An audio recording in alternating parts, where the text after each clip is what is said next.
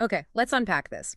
What if I told you something as, well, seemingly mundane as your home insurance policy is actually becoming this, like, seismic force, something that's actively reshaping the entire U.S. housing market? It sounds dramatic, but yeah, it's not far off, is it? Yeah. It's happening right under our noses in our neighborhoods. Exactly.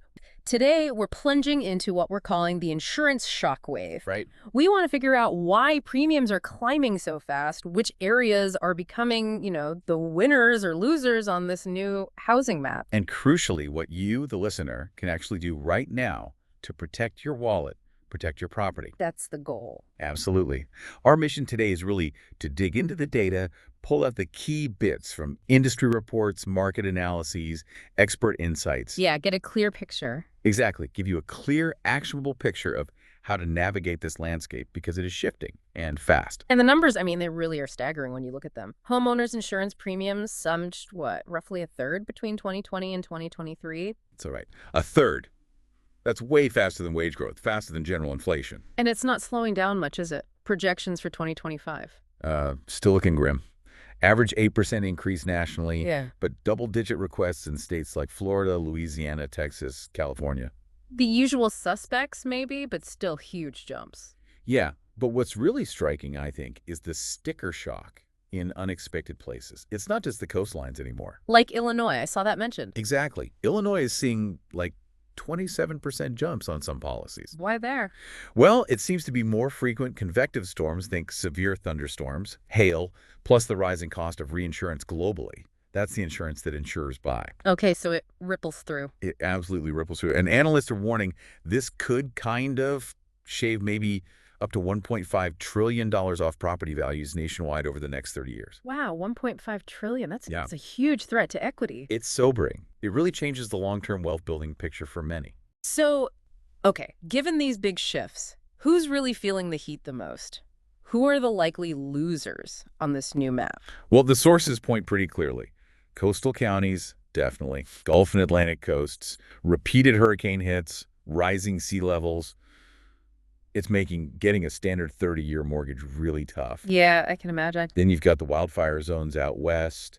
Carriers are pulling back, writing less new business, sometimes exiting entirely. It forces people into what? Those surplus lines. Right. Surplus lines policies, often much pricier, less regulated, or it pushes the market towards cash-only deals if you can't get insured easily. And Tornado Alley, you mentioned that earlier. Yeah, it seems to be expanding, or at least the severity is increasing in a wider area. More big hail events, tornado clusters hitting from Texas up towards Iowa. Insurers are having to rethink their risk models there, too. Okay, so if those are the losers, are there any potential winners emerging from this shakeup? It looks like it, yeah. Yeah. Some Midwest metros are looking more attractive. Think Cleveland, Cincinnati, Pittsburgh. Why them? Lower catastrophe exposure, basically. Insurance rates are just more manageable. Also, some inland southeast markets, maybe slightly higher elevation. Huntsville, Alabama, Knoxville, Tennessee. Milder climates, manageable premiums. That seems to be the draw. And also, maybe some high-ground suburbs in the Sun Belt, places outside Atlanta, Charlotte, Dallas. They're absorbing some climate migration, but still maintain decent insurability for now. Interesting. So it's not just about where you live. These costs are messing with the market itself, right? Supply, demand, prices. Oh, absolutely. We're seeing homes in high-risk ZIP codes just sitting on the market longer. The data suggests about 29% longer on average. That's significant. It is. And you mentioned appraisal gaps widening. That's key. Premiums are often based on the cost to rebuild, which can be way higher than the sale price, especially after a disaster. So buyers have to lower their bids to compensate for future insurance costs. Exactly. Which then leads to these cash-only pockets we talked about, like in parts of Florida's panhandle. Because traditional mortgages are hard to get without insurance. Right. So cash investors swoop in, or people rely on those state-backed insurers of last resort, like Citizens in Florida. It really changes the character of the market. Okay, so this all feels a bit overwhelming. What can people listening actually do right now? Let's talk practical moves. For homeowners, maybe sellers. Yeah, definitely things you can do. Hardening the home is a big one. Meaning? Things like installing impact-resistant roofing Class 4 shingles. That can get you discounts, maybe 5 to 15%. Documenting upgrades is also smart. New roof, new plumbing, updated electrical. Show the insurer your lower risk. And for sellers? Offering a credit towards the buyer's first-year premium can help. Also, get a CLUE report early. That shows the property's claims history. Better to know up front if there are issues. Good tips. What about for buyers who are out there looking right now? Crucial advice. Get insurance quotes before you fall in love with a house. Seriously. Before you even shop seriously. Don't wait until you're under contract. Definitely not. Ask about prior claims, too. Remember, claims often follow the address, not the owner, for up to 7 years. Explore specialty coverages maybe, like parametric policies in some areas. Those pay out based on an event, not actual damage. Correct. Like if wind speeds hit a certain threshold. And always budget for the all-in monthly cost. Mortgage, taxes, insurance, and any special assessments or surcharges. Get the full picture.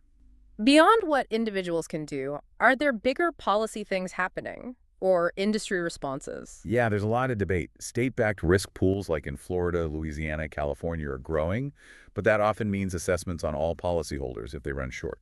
Spreading the risk, but also the cost. Pretty much. There's ongoing talk about a federal catastrophe fund to backstop insurers, but that's politically tricky. We are seeing updated building codes in vulnerable areas like Miami-Dade or Denver, requiring stronger materials. That helps long-term resilience. It should.